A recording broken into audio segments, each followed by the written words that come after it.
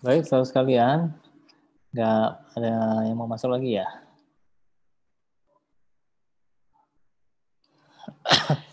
Baik, kita mulai ya. Itu videonya diaktifkan sebisa mungkin. Pak, saya ngomong sama komputer aja. Izin ya Pak, saya pendengar pasif. Ini Rafika, Mutia, terus si Maria Farida tadi di mana ya posisinya ya? Oke, baik, saudara sekalian, saya mulai ya. Karena waktunya udah lewat 1 menit. Assalamualaikum warahmatullahi wabarakatuh. Waalaikumsalam warahmatullahi wabarakatuh. Selamat sore semuanya. Mudah-mudahan kita sehat ya, meskipun beberapa dekade ini, bukan sampai dekade ya, beberapa tahun bahkan ini kita sudah melalui fase pandemi, tapi masih belum berakhir. Tapi mudah-mudahan ke depan ada kesempatan untuk diskusi secara offline.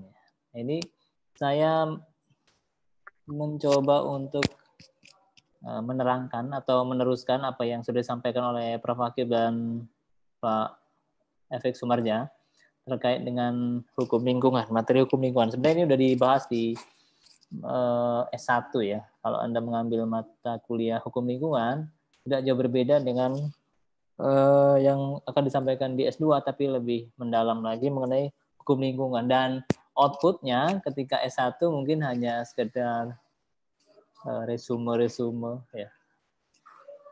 Atau sekarang trennya malah justru di S1 itu sudah mulai di semester 2 sekalipun itu sudah diterapkan output dari perkuliahan itu adalah artikel ilmiah ya.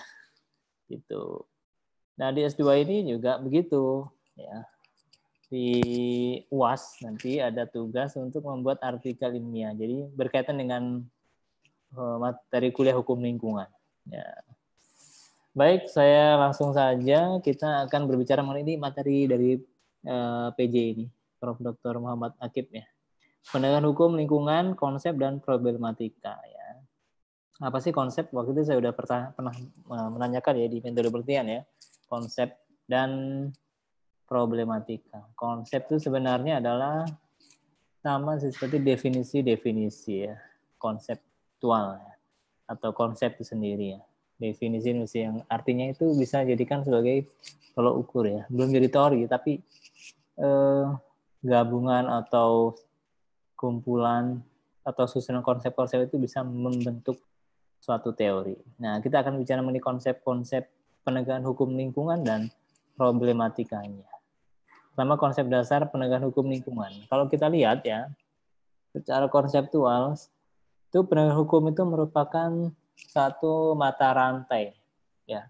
Dan penegakan hukum lingkungan itu adalah bagian mata rantai yang paling terakhir.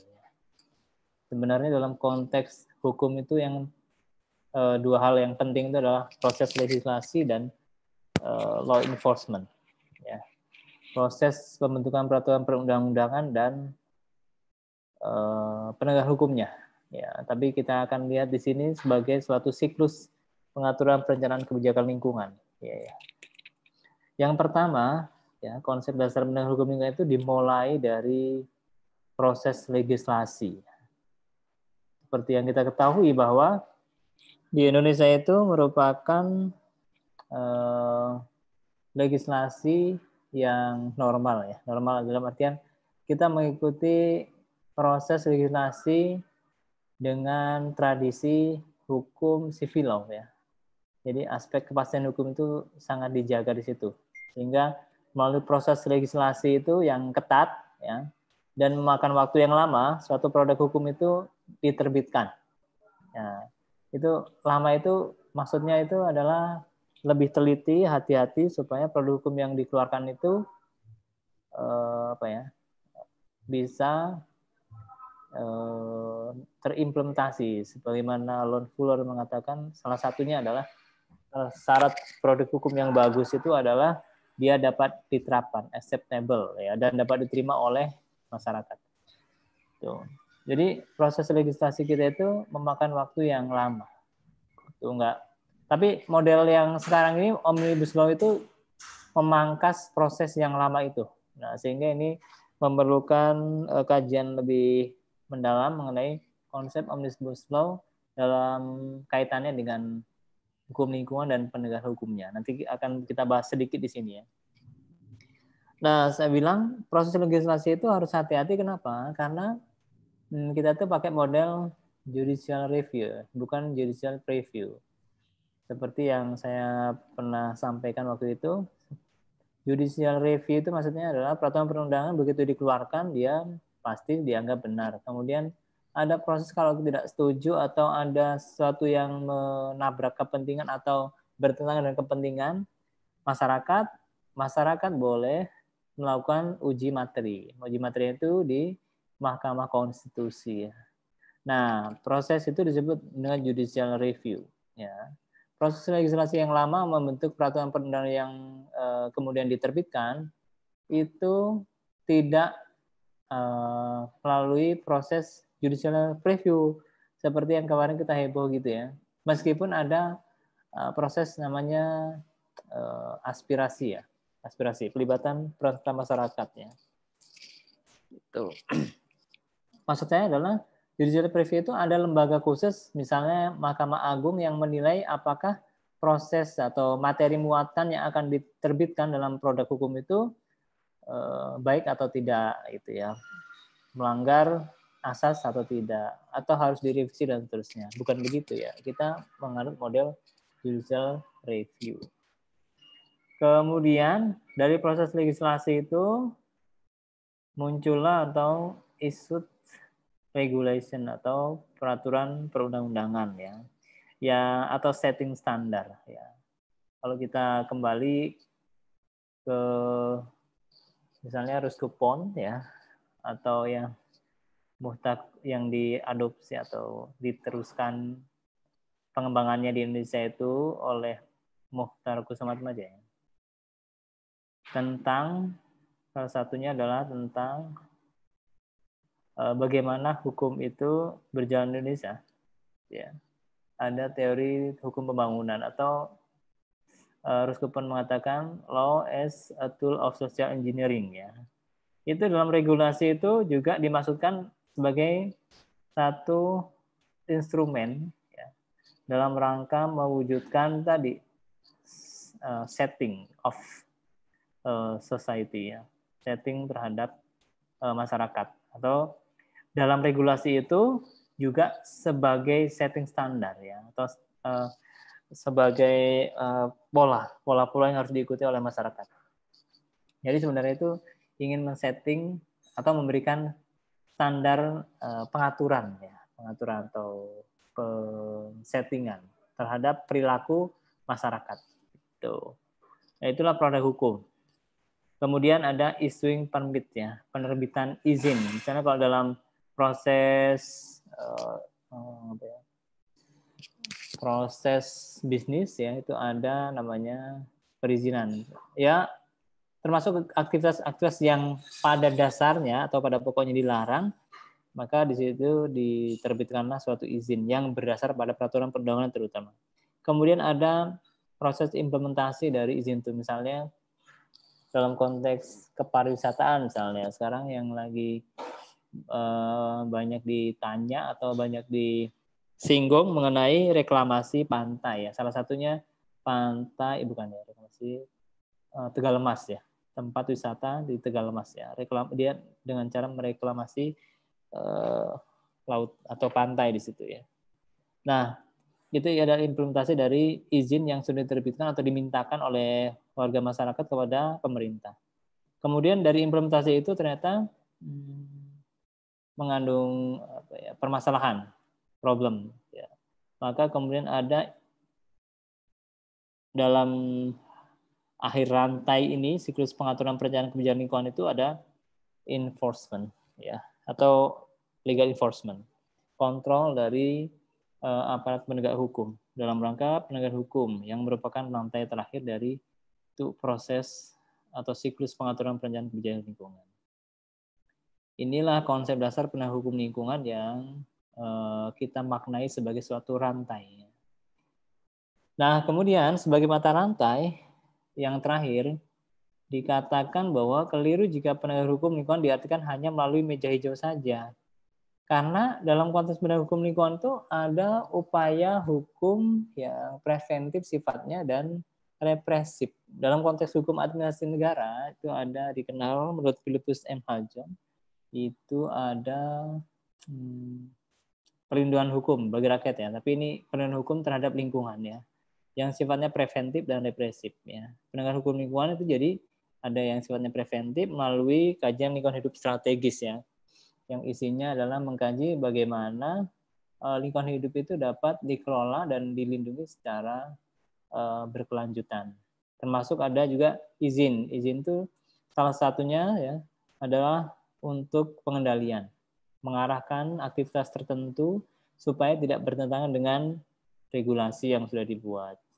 Kemudian ada AMDAL, analisis mengenai dampak lingkungan. Meskipun di Undang-Undang Cipta Kerja itu beberapa usaha yang tidak berisiko besar itu tidak wajib AMDAL atau AMDAL itu dihapuskan. Ada kemudian baku mutu lingkungan sebagai salah satu standar menentukan apakah lingkungan itu tercemar atau rusak dan lain-lain ya, termasuk pengawasan yang dilakukan oleh Dinas Lingkungan Hidup ya. Kemudian upaya represif. Ya, jadi dalam konteks penegakan hukum lingkungan di Indonesia itu juga mengenal upaya represif. Ya mesti. Yang pertama karena ada sanksi administrasi dalam peraturan perundang-undangan yang mengatur mengenai lingkungan hidup, baik di 32/2009 tentang perlindungan dan pengelolaan hidup maupun bahkan di setiap peraturan perundang-undangan. Sanksi ini baik sanksi administratif, sanksi pidana dan ganti kerugian ini penting sekali. Kenapa? Karena dalam peraturan perundang-undangan kok kenapa sih Pak harus ada sanksi? Padahal kan sanksi itu kan upaya terakhir ya, ultimum remedium ya, sanksi pidana misalnya. Kenapa sih harus ada itu? Karena begini, karena nonsen atau percuma kalau suatu produk hukum itu tidak diberi sanksi ya. Jadi dia hanya berjalan begini. Misalnya ada kewajiban-kewajiban tertentu yang harus dilaksanakan oleh pemerintah maupun warga masyarakat, kalau tidak diberi sanksi ya, misalnya kita udah menganggap bahwa sekarang kita sudah dewasa dalam berhukum, nggak perlu diberi sanksi juga, kita bisa menjalankan hukum dengan baik. Nggak begitu. Fungsi sanksi dalam konteks ini adalah memberi tekanan untuk menjaga marwah dari undang-undang yang dibentuk itu tadi. Gitu. Jadi fungsi sanksi itu lebih pada memberi makna ya atau menekan ya perilaku masyarakat supaya mematuhi aturan hukum yang ada. Karena karakter dari hukum itu sendiri adalah sanction. Ya gitu ya. The character of law is sanction. Jadi harus ada sanksi ini, sanksi. Baik sanksi administrasi ya. Sanksi pidana dan kerugian. Itu dalam konteks hukum lingkungan itu ada begitu. Kemudian berikutnya ada menurut Kate Hawkins ya. Ada dua strategi dalam penegakan hukum ya. Ini penting ini karena faktanya dalam konteks lingkungan hidup ya itu tidak banyak yang bisa selesai atau bisa sampai ke meja hijau bahkan. Misalnya pembakar hutan ya itu kan kesengajaan ya. Tapi tidak banyak yang bisa sampai ke meja hijau meskipun ada juga sih. Kemudian ada misalnya kemarin di bimbingan skripsi saya itu tentang penambangan pasir hitam di sekitar kawasan Anak Gunung Krakatau itu sudah sampai ada X ya seorang di perusahaan yang karena melanggar itu perizinan dia sudah dipenjara, ada yang begitu tapi kebanyakan susah sekali untuk sampai ke sana sehingga dibutuhkan strategi-strategi yang mumpuni dalam rangka penegakan hukum karena ini sangat bermasalah ya. Kalau kita lihat penegakan hukum itu apa sih yang mempengaruhi penegakan hukum ya itu sering sekali ya menjadi pertanyaan yang sering dimunculkan dan harus dijawab oleh ahli hukum. Kalau Anda pernah nulis skripsi tentang penegakan hukum itu mungkin Surya Sukanto ya sering mengungkapkan aspek-aspek atau faktor-faktor penegakan hukum ya. Yang pertama terkait dengan peraturan perundang-undangnya. Misalnya peraturan perundang itu tidak jelas, kabur, kemudian ambigu ya, multitafsir Kemudian dilihat dari penegak hukumnya, tidak konsisten misalnya. Kurang personilnya. Kemudian dari apa lagi? Biasanya dari budaya hukum masyarakatnya, legal culture. Masyarakat, budaya hukum itu legal culture itu nggak cuma masyarakatnya, tapi ya aparat penegak hukum sebenarnya. Itu belum memahami mengenai bagaimana hukum itu berlaku. Atau bagaimana memberlakukan hukum itu di masyarakat. Employs the law in the society. Itu belum sampai ke sana. Sehingga penegakan hukum, proses penegakan hukum itu sangat lemah sekali. Kemudian terakhir mesti disampaikan yang perlu dilihat adalah dalam konteks penegak hukum itu efektif atau enggak itu dilihat dari sarana dan prasarana. Bagi negara-negara berkembang seperti Indonesia, sarana prasarana itu menjadi penting sekali dalam konteks penegakan hukum. Misalnya begini ya, kalau saya bandingkan dari apa yang sudah saya lihat, banyak orang menganggap penegak hukum di Indonesia itu lemah sekali. Kenapa? Ya karena peraturannya ambigu, multitafsir, kemudian tidak jelas, sehingga penegak hukumnya itu tidak bisa mengambil tindakan secara konsisten. Atau ada konflik kepentingan, dia juga menikmati dari ketidakberdayaan hukum ya di masyarakat. Tidak banyak yang membahas mengenai sarana dan prasarana. Kita menganggap bahwa sarana prasarana itu nggak penting dan tidak ada hubungan dengan hukum. Ya. Sehingga kita mengesampingkan aspek sarana prasarana itu sebagai pendorong terwujudnya penegakan hukum yang optimal. Gitu. Saya melihat bahwa kadangkala ya kita juga harus melihat sarana prasarana itu sebagai satu bentuk upaya penting ya. Sarana penting dalam penegakan hukum. Misalnya kalau sekarang tuh di Indonesia ya di Bandar Lampung saja sudah mulai diterapkan model pencatatan pelanggaran ya, tidak model tilang ya, seperti yang dilakukan oleh polisi lalu lintas ya, tapi sudah menggunakan model menggunakan CCTV ya. Jadi mereka memotret nomor platnya itu dengan resolusi yang tinggi ya, terutama CCTV-nya kemudian seperti di iklannya lah gitu ya. Di beberapa daerah rawan pelanggaran lalu lintas sudah dipasang CCTV di sekitar Bandar Lampung ya. Ternyata apa? Dipikirnya dengan CCTV angka pelanggaran lalu lintas itu menurun. Padahal itu hal lain ya, hal yang kedua. Yang pertama itu sebenarnya CCTV itu ingin meminimalisir ya proses tilang yang tidak sesuai dengan ketentuan. Karena faktanya itu sangat banyak dikritik oleh masyarakat sendiri. Karena apa? Karena itu menyuburkan korupsi, kolusi dan nepotisme ya, gitu. Itu hal yang pertama. Tapi hal kedua ini penting sekali. Ternyata setelah diteliti, setelah ada CCTV itu yang dipikir akan meminimalisir pelanggaran lalu lintas justru meningkat hampir lebih dari 100% ya. Bahkan 1000% meningkat pelanggaran lalu lintas itu. Gitu ya. Itu kalau kita bandingkan misalnya cerita tentang proses berhukum di Australia ya, ketika ceritanya menteri ya, seorang menteri ya BUMN kalau nggak salah Dahlan Iskan ya, dia naik taksi di Australia, kemudian si taksi ini kok berhenti, ada apa? Oh lampu merah tuh ternyata, di lampu merah udah berhenti, padahal itu sepi sekali. Dahlan Iskan ya wajar lah secara fitrah ya, orang Indonesia akan bertanya kok berhenti gitu, karena menyadari di Indonesia mah ramai juga bablas, apalagi berhenti, apalagi sepi gitu ya. Kemudian si sopir taksi mengatakan kalau saya melewati lampu merah ini, menabrak lampu merah ini, maka yang terjadi adalah hukum yang sudah dibangun oleh negara saya akan hancur ya. Kira-kira itu jawaban dari seorang driver taksi ya ketika itu. Dahlan Iskan pun tersentak ya. Dalam pikiran dia, oh itu bagus sekali ya seorang supir taksi bisa mengatakan seperti itu. Padahal kita bahkan menteri sekalipun yang notabene seharusnya mereka lebih patut terhadap hukum aja, ya kita sadari itu, kita kalau bisa melanggar hukum ya kita melanggar hukum. Gitu, apalagi cuma masalah gitu, cuma masalah hal kecil yang kita pikir hal kecil. Tapi sisi interpretasi bisa mengatakan itu hal besar. Kalau kita melanggar itu sama aja kita meruntuhkan bangunan hukum yang sudah dibangun negara selama bertahun-tahun, bahkan ratusan tahun. Ya, gitu ya. Itu beda sekali proses itu.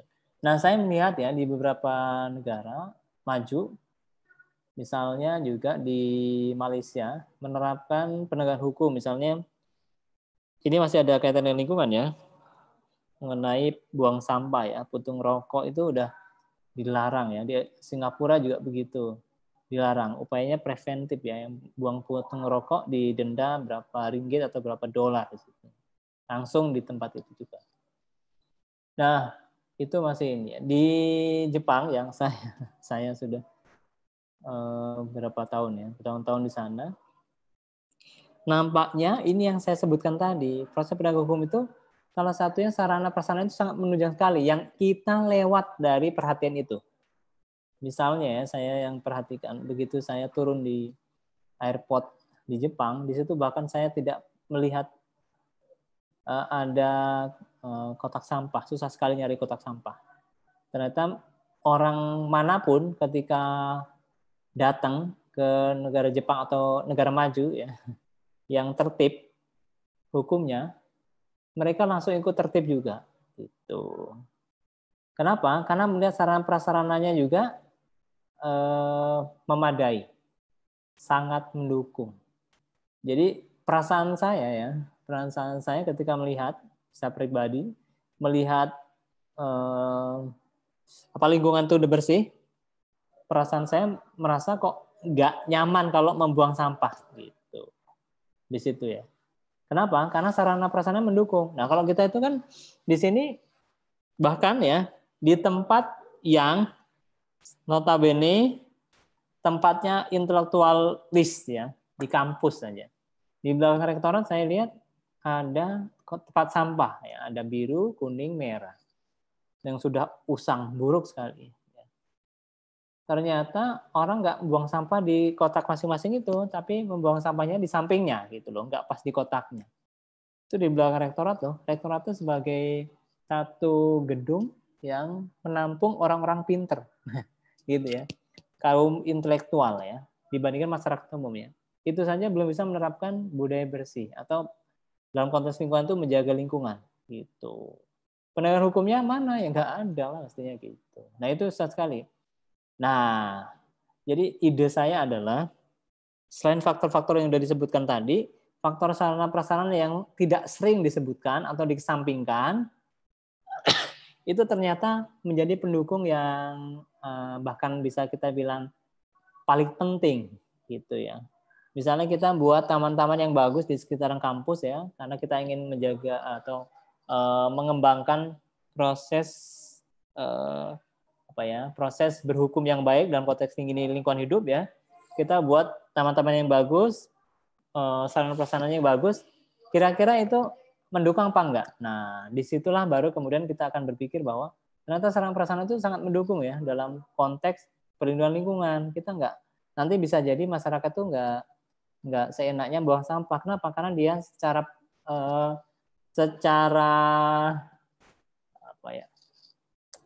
secara pribadi akan berpikir dua kali untuk buang sampah di tempat yang tidak tepat. Kenapa? Karena dia kayaknya nggak enak di kan buang di sini kan udah bersih tempatnya gitu. Saya pikir sarana prasarana juga penting untuk dijadikan satu sarana dalam rangka penegakan hukum ya. Nah kita lihat Kate Hawkins ya, dia mengatakan dua strategi penegakan hukum itu yang pertama compliance. Nah, ada sarana compliance ya. Bisa atau melalui cara conciliatory style ya. Dia mengatakan seperti itu. Jadi ada konsiliasi ya. Melalui komplain. Kalau umpamanya ada permasalahan lingkungan atau pelanggaran, pencemaran atau perusakan lingkungan, kita bisa melakukan komplain. Komplain itu bisa hasilnya nanti remedial ya, remedial atau remedy, penggantian ulang atau rehabilitasi. Kemudian ada social repair ya, atau perbaikan sosial. Atau juga maintenance ya, atau pemeliharaan. Kemudian hasilnya dari komplain tadi atau menggunakan conciliatory style. Jadi ada assistant of people in trouble. Jadi ada kayak volunteer itu yang akan membantu orang menyelesaikan permasalahan. Nah, gitu. Itu konsep ini mungkin bisa dicoba dalam kerangka tadi upaya yang lebih humanis gitu, dalam rangka penegakan hukum. Ada juga menggunakan metode sanctions atau penal style ya. Itu misalnya bisa yaitu sifatnya accusatory ya. Kemudian hasilnya itu binary, bisa dua yaitu punishment or nothing. Kalau kita lihat di Amerika itu ada hakim ya, satu hakim yang sangat menarik sekali ya, itu tayangannya berdurasi 2-3 menit saja. Itu dia merepresentasikan bagaimana hukum itu dibuat ya. Misalnya ada anak dan ibu datang, kamu melanggar ini bla bla bla, ditanya begini, kenapa kamu melanggar? Misalnya satu kasus tentang seorang kakek umur 80 tahun ya, di Amerika Serikat yang masih mengendarai mobil. Nah, dia didakwa oleh jaksa melanggar aturan lalu lintas. Dia ngebut di daerah anak-anak sekolah.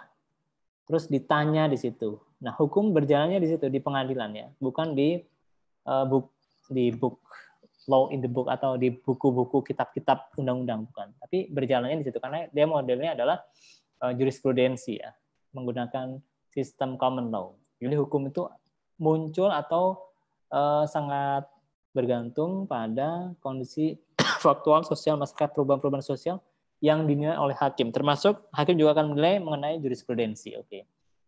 Di situ diceritakan salah satunya itu kakek 80 tahun. Ditanya kenapa kok driving fastly ya, begitu cepatnya ya gitu ya. Padahal dalam kondisi di situ ada daerah pendidikan. Dia bilang saya mengantarkan anak saya yang stroke ya kalau nggak salah.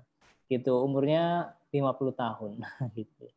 Jadi dia harus menyetir dengan cepat lah gitu ya. Karena anaknya sakit harus dibawa cepat ke dokter. Hakimnya langsung menilai bahwa apa yang dilakukan oleh kakek itu bagus gitu.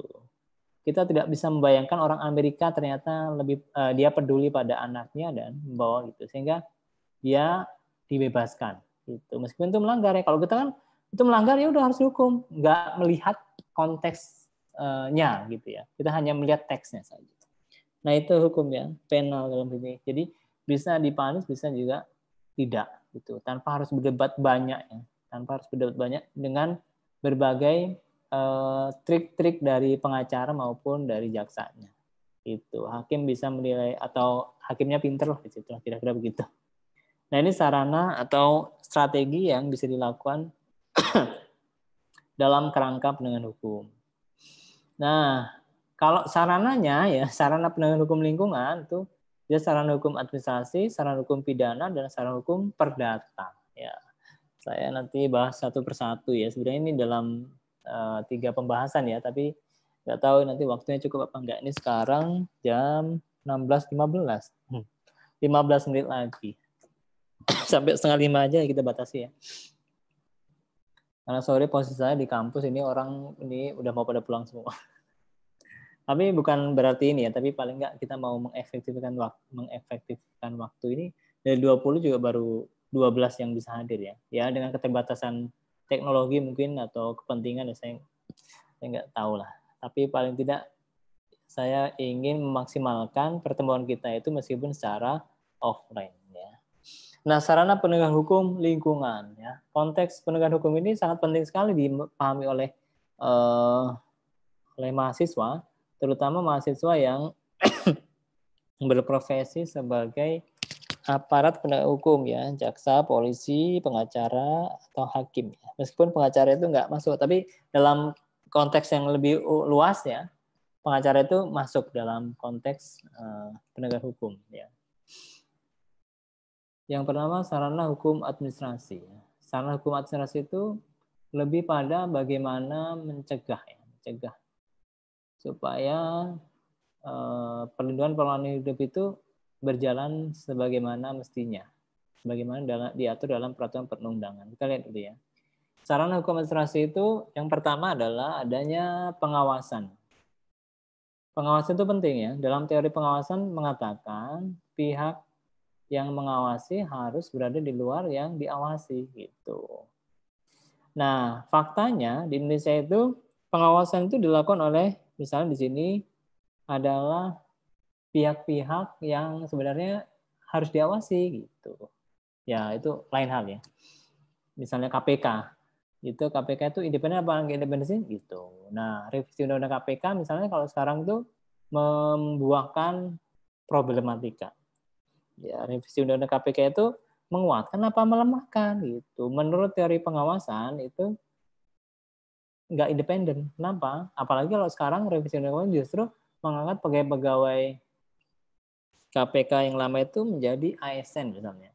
Padahal ASN itu dalam undang-undang ASN itu adalah bagian dari penyelenggara negara gitu. Ya. Sehingga kok dia ngawasin dia sendiri gitu secara luas pemahamannya. Sehingga dia nggak independen. Jadi sarana hukum administrasi itu pengawasan pertama. Ya, pengawasan itu dilakukan dari sejak perencanaan sampai evaluasi sampai terakhir ya. Gitu.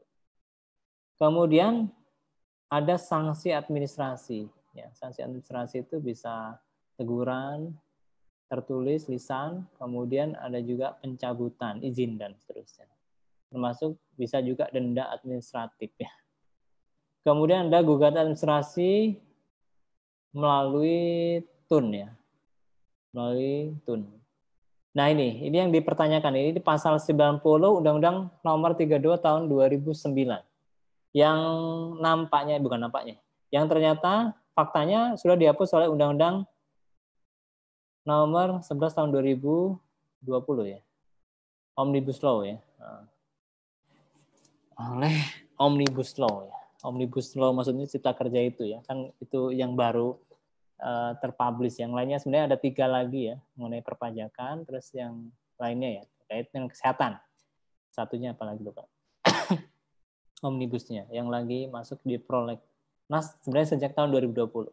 Tapi yang sudah muncul yang polemik sekali adalah Omnibus Law yang baru ya terkait dengan Cipta Kerja.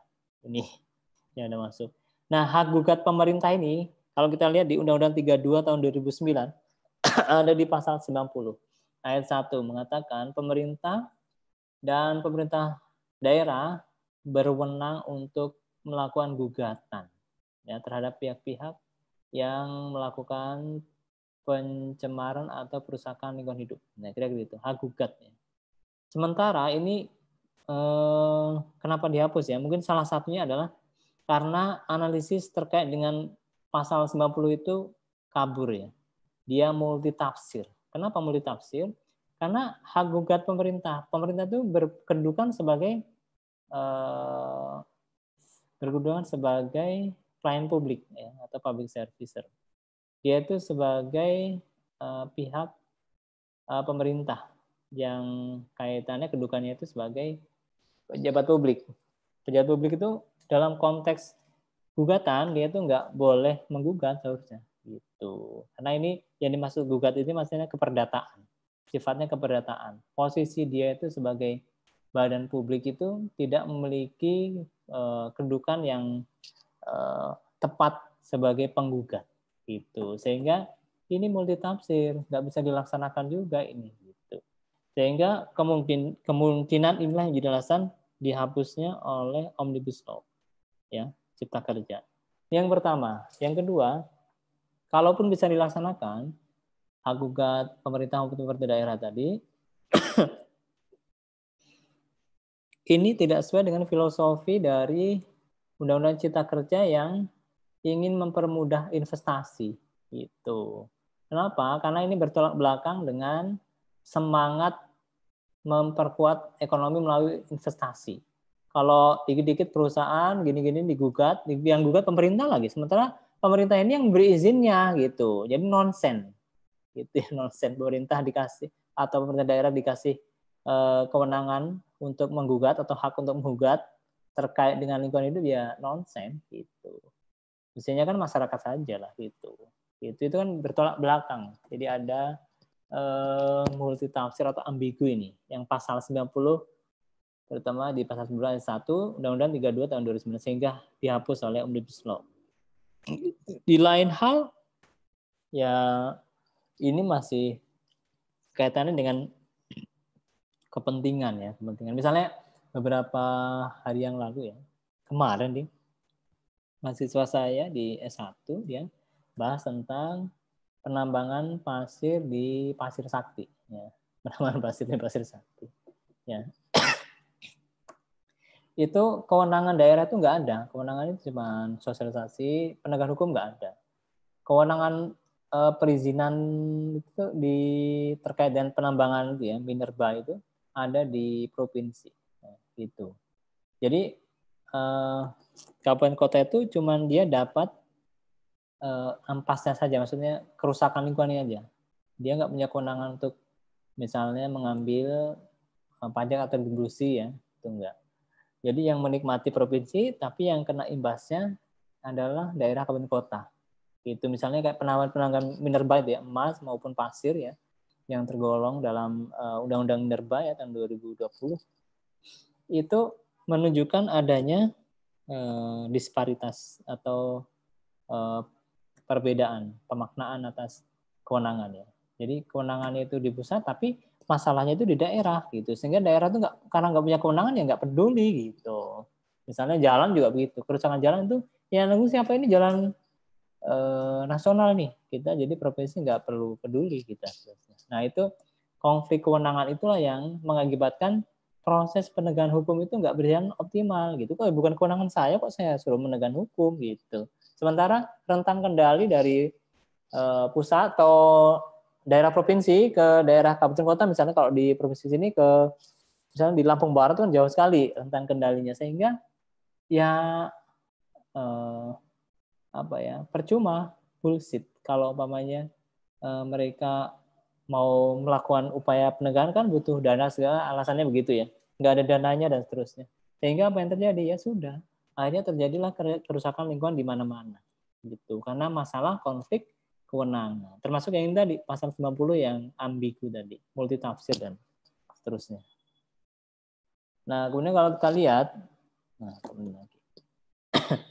pengawasan ini ya bisa melibatkan berbagai pihak. Yang pertama, Menteri, Gubernur, Bupati atau Wali Kota melakukan pengawasan terhadap penataan penanggung jawab usaha atau kegiatan atas pelaksanaan undang-undang di bidang lingkungan hidup. Ini dapat didelegasikan kepada pejabat atau instansi teknis di bidang lingkungan hidup. Misalnya Dinas Lingkungan Hidup ya di kabupaten kota. Misalnya. Kemudian tugasnya dalam menetapkan pejabat pengawas, pejabat fungsional biasanya atau PPNS ya. Kemudian menteri dia punya kewenangan itu adalah pengawasan ketaatan penanggung jawab usaha terhadap izin yang dilakukan pejabat yang mendapat delegasi mengeluarkan izin. Kemudian dapat juga pengawasan terhadap izin yang dikeluarkan oleh Pemda jika dianggap terjadi pelanggaran yang serius. Ya. Ini di pasal 73 Undang-Undang Perlindungan dan Pengelolaan Hidup ya 2009. Jadi dia bisa melakukan penegakan hukum ya di garis kedua ya, second line. Kalau Pemda sendiri dianggap justru melanggar ketentuan. Nah, gubernur bisa juga melakukan pengawasan ketaatan penanggung jawab usaha terhadap izin yang dilakukan instansi teknis yang bertanggung jawab di bidang lingkungan hidup. Ini prosesnya itu subordinasi. Bupati atau wali kota itu melakukan pengawasan terhadap kegiatan atau penanggung jawab usaha terhadap izin yang dikeluarkan oleh instansi teknis yang bertanggung jawab di bidang lingkungan hidup. Nah, itu secara normatif tata urutannya begitu ya, rentang pengawasannya itu termasuk dalam hal bagaimana menteri, gubernur, bupati, wali kota itu seharusnya bukan saling ya, mengawasi ya, dari atas ke bawah. Nah, ini yang saya bilang tadi di Undang-Undang Cipta Kerja ya, itu ada sanksi administrasi. Pertama ada teguran tertulis, ini yang normal ya. Ada paksaan pemerintah, ada denda administratif. ada pembukuan perizinan berusaha dan atau pencabutan bahkan perizinan berusaha. Ini pasal 82C Undang-Undang Nomor 11 Tahun 2020. Nah, terkait dengan tadi kita bilang penegak hukum dan problematikanya, kalau kita lihat problematika sanksi administrasi, yang pertama selama ini sanksi yang efektif seperti paksa pemerintah atau bestur duang jarang diterapkan. Gitu. Kenapa? Karena ada salah satunya adalah konflik kepentingan. Dia yang menerbitkan izin, terus dia suruh misalnya kalau masih menggunakan waktu itu 32/2009 ada gugatan pemerintah, dia suruh melakukan upaya paksa atau paksaan pemerintah dalam rangka mengefektifkan sanksi. Itu jarang bisa dilakukan.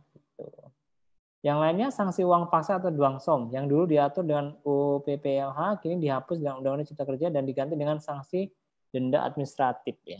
Padahal gini, uang paksa itu ya sebenarnya dilaksanakan ketika sudah dikenai sanksi misalnya oleh misalnya izin itu bermasalah ya, kemudian digugat di Pengadilan Tata Usaha Negara dan menang misalnya si penggugat itu. Kemudian pemerintah sebagai penerbit ya, izin itu harus mencabut misalnya. Tapi nggak dicabut-cabut, maka dia sampai dia mencabut diberi uang paksa. Itu yang nilainya diatur misalnya setiap bulan atau setiap hari keterlambatan dia harus dipaksa untuk membayar uang bla bla bla. Misalnya kalau ini pejabat tertentu dia di teknisnya ya, dia diambil dari uang gajinya per bulan misalnya gitu. Kalau dia tidak melaksanakan terusnya diambil terus gitu. Nah ini juga karena proses dialektika ya di dalam legislasi ya itu kemudian diganti dengan sanksi denda administratif ya, ini yang kumulatif berarti denda administratif, enggak seperti model uang paksa tadi. Nah, sanksi ini sifatnya hanya untuk menambah hukuman, bukan untuk mendapatkan situasi konkret sesuai dengan norma. Itu masalahnya, bukan untuk mendapatkan situasi konkret sesuai dengan norma. Ini hanya untuk menambah hukuman saja, gitu. Sanksi administrasi itu, ya ini keren-kerenan saja. Ya. Faktanya nggak bisa dilaksanakan, gitu. Sampai saat ini masih belum. Ya, kenapa ya? Karena ada, ini mungkin kurang pinter kali ya penegak hukumnya ya mungkin ya, dalam membuktikan kesalahannya. Kemudian terakhir ya, berkaitan dengan sanksi administrasi ini ada second line enforcement. Menteri dapat menerapkan sanksi administratif terhadap penanggung jawab usaha dan atau kegiatan dalam hal menteri menganggap ya Pemda secara sengaja tidak menerapkan sanksi administratif terhadap pelanggaran yang serius di bidang perlindungan dan pengelolaan lingkungan hidup. Ini pasal 77 nomor Undang-Undang nomor 11 tahun 2020 tentang Cipta Kerja. Misalnya pemerintah daerah itu tidak berdaya karena apa? Ada konflik kepentingan, dia juga mendapatkan hasil dari pelanggaran itu ya, dapat cuan, koin. Nah ini menteri dapat menerapkan sanksi administratif, ya, atau menjadi second line enforcement. Jadi dia bisa mengawasi atau dia juga sebenarnya kalau dia menerapkan sanksi langsung kepada si penanggung jawab usaha, kalau dianggap memang Pemda itu nggak berani atau nggak melaksanakan atau nggak menerapkan perintah undang-undang untuk memberikan sanksi. Itu. Makanya Menteri bisa bertindak langsung menggantikan peran dari pemerintah daerah. Gitu. Jadi sanksi administratif itu lebih pada upaya pencegahan sebenarnya, tapi ada sanksi administratif yang berupa tindakan. Tindakannya itu bukan perdata atau pidana, tapi yang tadi saya sebutkan sarananya berupa teguran, paksaan, denda, pembekuan perizinan, dan pencabutan perizinan ya, berusaha. Baik, itu sampai sini dulu ya. Nanti kita lanjutkan di pertemuan pekan depan ya. Sampai sini ada pertanyaan? Saya izin bertanya. Iya. Saya ingin bertanya mengenai kasus Pulau Sangihe ya Pak ya. Sengketa laut ya. Ya. Nah kan kemarin tuh masalah izin pertambangan yang udah diberikan oleh Menteri SSDM ya Pak. Sedangkan kan kalau kita tahu izin pertama masih ada hubungan dengan AMDAL karena Pulau Sangihe itu kan salah satu pulau yang kaya akan sumber daya alam gitu loh. Nah, itu tuh saya baca kayak mana, pertanyaan saya adalah kayak mana bisa izin pertambangan tuh udah keluar sedangkan masyarakat itu menolak gitu loh Pak. Izin pertambangan itu udah keluar dari Menteri SSDM, sedangkan dari masyarakat Kepulauan Sangihe sendiri itu menolak adanya izin itu. Sedangkan kalau AMDAL kan kita tahu itu adanya persetujuan dari masyarakat kan Pak. Nah, kalau seperti itu apakah itu termasuk pelanggaran, dan kalau misalnya itu pelanggaran ada nggak sih upaya hukum yang bisa dilakukan gitu Pak atas tindakan dari pemerintah pusat seperti itu Pak. Terima kasih. Ya, baik. Ini begini ya. Saya mundur dulu ya. Beberapa kali saya diminta untuk berbicara mengenai kontroversi waktu itu Undang-Undang 11 tahun 2020 yang yaitu Undang-Undang Cipta Kerja. Ya, salah satunya terkait dengan ketenagakerjaan dan lingkungan hidup. Itu ramai sekali ya, bahkan dari awal diwacanakan saja itu masyarakat udah heboh, termasuk mahasiswa. Mahasiswa itu dua kelompok mahasiswa ya, dua aliansi mahasiswa ya, dulu mahasiswa teknik dan mahasiswa seluruh Lampung dulu minta saya berbicara mengenai apa sih manfaat kerugian termasuk problem dari undang-undang Cipta Kerja. Dulu belum ada nomornya ya. Mereka ingin melihat itu, dan kalau pamannya memang merugikan rakyat, seharusnya kita hentikan gitu, nggak dilanjutkan, kita demo aja Pak gitu. Nah, mereka minta pertimbangan hukumnya bagaimana. Salah satu hal yang menarik adalah gini, setelah beberapa kali mahasiswa dan masyarakat berdemo ya sampai di gedung DPRD misalnya di Provinsi Lampung, mereka sampai capek-capek ya ngurusin ini ya. Ada hasilnya sih, beberapa pasal diperbaiki sehingga lebih bagus daripada sebelumnya. Yang lainnya tetap aja merugikan dan tidak pro terhadap lingkungan hidup. Faktanya begitu, Undang-Undang 11 tahun 2020. Kok sekarang diam-diam aja ya? Saya udah wanti-wanti, pasti nanti setelah diterbitkan, masyarakat termasuk mahasiswa itu udah capek. Energinya udah habis untuk mendemo mau terbitnya Undang-Undang Cipta Kerja, dan benar saja. Sampai sekarang belum. Tapi yang kedua ya, analisis kedua bahwa undang-undang ini belum berpengaruh karena belum dilaksanakan secara optimal. Misalnya izin belum dikeluarkan, bla bla seterusnya. Kalau sudah ada permasalahan barulah kemudian oh ini masalahnya. Misalnya di undang-undang ini nggak perlu ada AMDAL, izin dikeluarkan aja karena untuk investasi. Begitu dikeluarkan beberapa tahun misalnya 5, 10 atau 20 tahun kemudian baru kelihatan tuh rasanya. Setelah izin dikeluarkan ternyata perusahaan itu melakukan penambangan dan merusak lingkungan. Nah, baru kemudian apa sih yang menjadi dasar penerbitan izin? Oh, ternyata pasal sekian di Undang-Undang Cipta Kerja yang membuka peluang mereka ini perusahaan ini melakukan apa ya misalnya usaha yang tidak berisiko besar sehingga nggak perlu AMDAL, nah, nggak perlu izin lingkungan misalnya. Kalau izin lingkungan masih ya nggak perlu AMDAL. Yang di situ tuh ada analisis mengenai dampak lingkungan ke depannya, termasuk ada apa ya aspirasi dari masyarakat ya, menilai apakah masyarakat di situ tuh setuju atau tidak misalnya. Nah, dengan fakta yang seperti itu bisa jadi 10 atau 20 tahun kemudian baru ada pihak-pihak yang baru ngeh, oh kalau diterapkan tuh berbahaya ya atau berdampak lingkungan yang sangat meluas di masyarakat seperti yang di Sangitan Laut tadi. Nah, kemudian muncul ide untuk melakukan judicial review seperti yang saya sampaikan tadi. Oh, pasal ini ternyata merusak lingkungan. Justru merusak lingkungan. Sehingga perlu dianulir atau dihapus sekalian gitu ke Mahkamah Konstitusi. Seperti pada waktu itu Undang-Undang tentang sumber daya air. Nah, akhirnya kembali lagi ke undang-undang yang lama. Satu produk undang-undang itu dianulir, bukan satu pasal ya atau dua pasal ya. Satu undang-undang dianulir oleh MK akhirnya dan kembali pada undang-undang yang lama sampai diterbitkan undang-undang yang baru. Kenapa? Karena ada kapitalisasi sumber daya air itu di undang-undang yang baru 2000 berapa ya? 17 2004 ya. Itu keuangannya. Yaitu tentang undang-undang sumber daya air itu. Jadi wajar saja kalau umpamanya di beberapa daerah mengalami hal serupa seperti itu. Karena ada fakta di peraturan perundang itu tidak melibatkan peran serta masyarakat, misalnya dalam proses perizinan. Itu yang pertama. Yang kedua, kewenangan pemberian izin itu di pusat, di daerah enggak. Itu sehingga saya bilang tadi rentang kendalinya itu jauh sekali.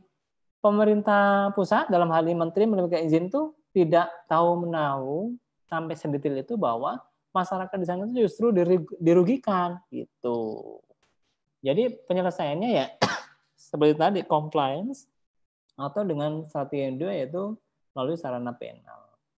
Ya, ini ya strategi. Ya nanti bisa melakukan gugat ke pengadilan atau upaya administratif, keberatan atau banding administratif gitu. Baik itu ya. Terima kasih, pertanyaannya bagus. Ada yang lain? Kalau enggak, kita cukupkan ya. Gimana? Ada pertanyaan lain atau ada tanggapan lain? Udah ya, baik. Saudara sekalian, nanti kita lanjutkan di pertemuan berikutnya. Nggak tahu ini sebenarnya pertemuan itu hari Kamis atau hari Sabtu sebenarnya? Kamis, Pak. Kamis ya? Oh. Kalau yang hari Sabtu apa ya? PJJ kan, Pak. Oh iya, mungkin ya. Baiklah. Kalau begitu kita ketemu hari Kamis lagi ya. Di waktu yang sama mungkin. Baik, saya pikir itu dari saya. Terima kasih atas perhatiannya. Saya Iri. Assalamualaikum warahmatullahi wabarakatuh. Waalaikumsalam warahmatullahi wabarakatuh. Terima kasih, Pak. Waalaikumsalam warahmatullahi wabarakatuh. Terima kasih, Pak.